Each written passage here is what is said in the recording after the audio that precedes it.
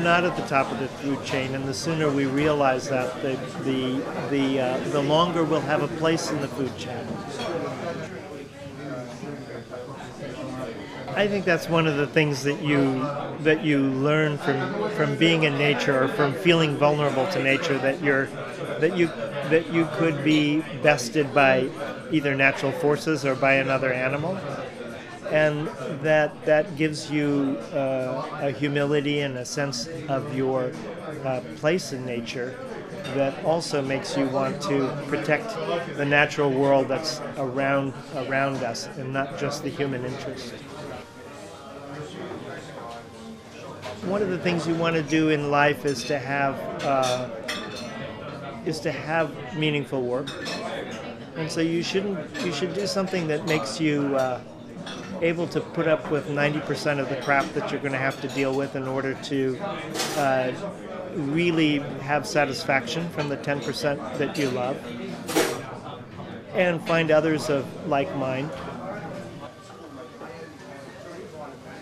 It's interesting. Emal's my uncle, and he was my hero when I was 6 years old. He was already climbing the big walls of Yosemite and making climbing gear in his backyard. So he was my childhood hero, and then I started working for him when I was 20. And I continued to learn from him. I wouldn't advise having a mentor for 40 years. Most people break it off after about 10 or so, but I think that's the natural thing in almost any kind of work.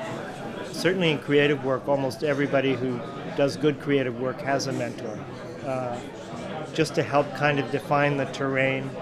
And also I think people seek out mentors who are like them but who are older. And so it creates a kind of natural passage. The eBay motto is the greenest product is the one that already exists, and that's true because you've got a lot of energy sunk into that product. It's the greenhouse gas emissions have already been emitted. It's already generated its waste, and so you want to make the most possible use out of anything that has been made. This has been a discussion for a while, and I think even economists will say that GDP was never meant to be a measurement of satisfaction or of social happiness. It measures everything, whether it's the cost of an ambulance or whether it's the cost of a piece of fruit. And I think we're at the point now where we know that producing more and more things does not produce more happiness. There have been lots of studies.